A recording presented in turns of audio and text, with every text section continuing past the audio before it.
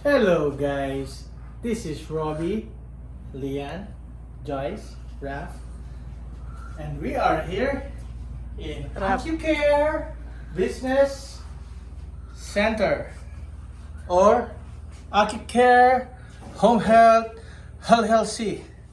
Okay, so guys, this is the office. Is brand new.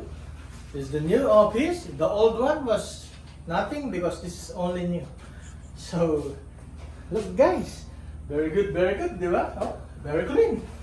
Oh, wala pang gamit. Pero meron na sa mga kwarto. Tingnan mo. Oh, yung mo to, main office. Wow, so cold. It's like you're not in Las Vegas.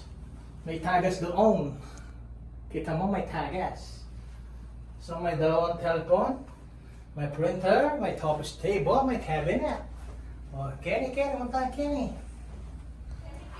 Kenny. Ito, isang office there. Meron din sila cabinet and, you know, nursing things. I don't know.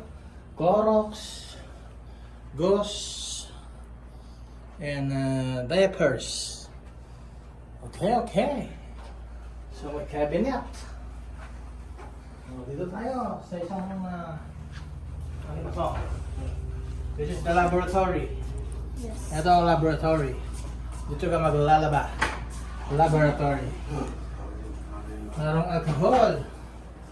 Merong mga things, electrical panel. Merong internet dito, guys. Tinaw yung internet ka na. Wala pa. So wala pang internet, pero yan. Merong lababo. Saan ka pwedeng maglaba. O yan. Walang tour dito sa AccuCare Health Center LLC. And those are the owners. Sige na, magbabay na tayo. Bye-bye! Bye-bye. Those are the owners, they will bye-bye. Magbababay daw. Bye. Bye-bye ka daw.